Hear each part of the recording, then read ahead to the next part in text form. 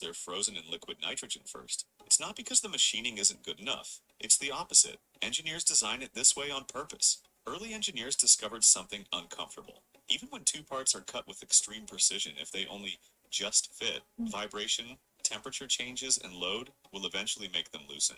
So they learned a hard rule. A truly reliable connection has to be squeezed. That's what an interference fit is. The shaft is intentionally made slightly larger than the hole. The problem is obvious. How do you install something that's bigger than the hole? You can't tap it in. You can't force it. That's where liquid nitrogen comes in. At minus 320 degrees Fahrenheit, the entire metal Stream part should be shrinks okay now, I evenly. think. Even a few 10,000ths of an inch is enough to turn won't fit into slides right in. But the real magic happens next. As the part warms back up, the metal expands to its original size, pressing hard against the walls of the hole. There are no threads, no friction tricks. The joint is locked by the laws of thermal expansion. That's why in engineering, the strongest connections are never perfect fits. They're built by shrinking first, then growing back. Why do brand new... What happens if your F1 car is too tall to go through the Monaco tunnel? Alright, I guess you could call this a flying lap around Monaco. The fans have never been this close to the action. I can stare right into their living room. Okay, heading to the tunnel now. What the hell? Locked up in Danica Rosberg. This McLaren's definitely not going to get disqualified for having any plank wear. While we are so high up, we can actually stop on this bridge and take a look at either side. And even though we can't drive onto the bridge, it's interesting to see it from so high up. Now, at the moment, we have been waiting for what happens if we drive into the Monaco tunnel, but we are too tall to get through it. Here we go now. Will there be a collision through the wall? No, we go straight through it. And we're glitching all the way through the hollow building. It looks like it's mostly hollow with very minimal details, as nobody's meant to go through that. And now we're going to drive through these trees. Luckily, our driver is wearing a helmet to deal with all the branches that would be hitting them in the face. And look at that. You can see down onto the crowd and the swimming pool as we go through the chicane. And what an interesting perspective this is of Monaco. What happens if your F1 car is too tall to go through the Monaco tunnel? Alright, I guess you could call this a... I was playing dead. The old man raised his gun. The first shot was aimed at me. The second shot did not stop. The third shot followed right after. The whole time, I did not even dare to blink. He confirmed that I was dead. But at that moment, my pupils moved slightly. I thought I could still get away with it. The next second, the old man turned back to make sure. In that instant, cold sweat ran down my spine. Only after I completely went still did he finally relax. While on the phone, he scanned the hillside with binoculars. Then, he saw me. Anger exploded. He set up the gun at once and pulled the trigger at me again. The distance was too far. Several shots missed completely. I could only crawl forward with everything I had. I hid behind a rock. He immediately drove over to chase me. I crawled toward a cave. There was a spring inside. Only my girlfriend and I knew about it. But when I crawled inside, I realized the spring had already dried up. At that moment, I was completely hopeless. Outside the cave, the old man kept threatening me with a loudspeaker. We stayed locked like this from day into night. Just when I was about to collapse, a faint sound of dripping water came from the cave.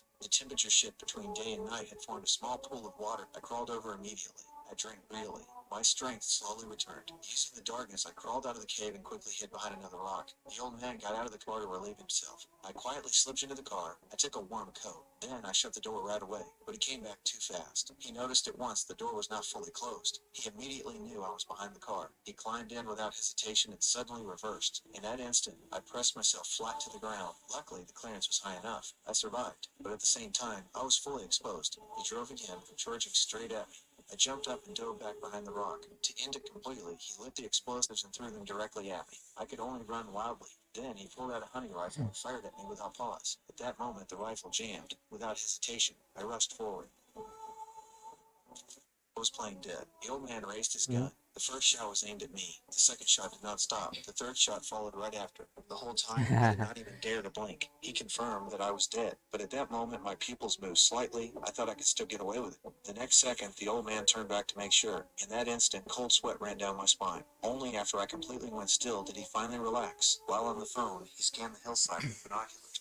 When players find every loophole in a game. In this game, the goal is simple. Survive as long as possible in a world filled with zombies. The zombies start off slow and simple, but the longer you survive, the stronger they get. Eventually, players will have to survive large hordes of quick, powerful zombies. So players are tasked with gathering resources to build defenses each day so that they can survive the night. Initially, players would build basic houses and die when confronted with unexpectedly large zombie hordes the following day. But as players improved and got access to more defense structures, the objective of the game changed. Players had gotten beaten up by zombies so much that they started learning the intricacies of how they moved. Players understood that zombies would always choose the shortest path to reach them, so they built bases that resulted in the zombies killing themselves. These were called AFK farming bases, and players used them to set up traps capable of killing hundreds of zombies at a time with little effort. Developers realized players were trivializing their game, so they would buff the zombies and patch their methods. But each time an update occurred, players would figure out another way to exploit the zombies' AI. The game's direction shifted from being a zombie survival game to player versus developer. Eventually, developers were left with no choice but to force zombies to destroy the players' bases. But to this day, players still manage to fight back.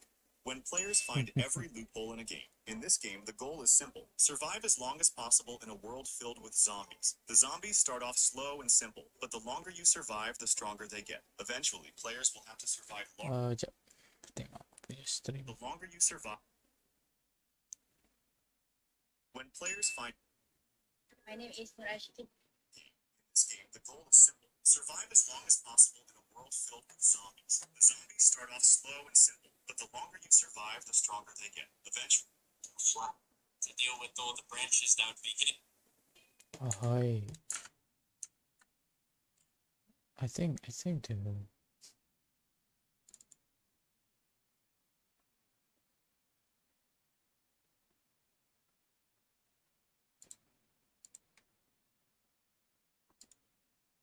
okay. In the face. And look at that.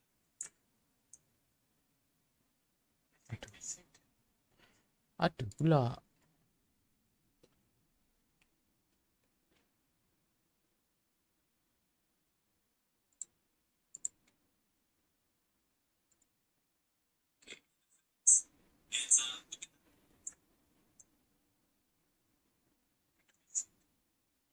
look at Aduh pula.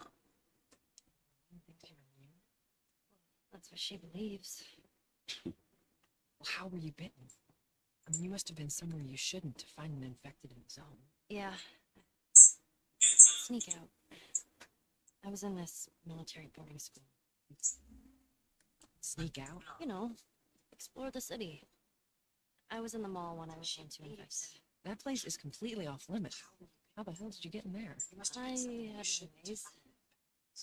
Yeah. Anyways, one of those what you guys call winners. Oh hit me. god. Tak boleh pakai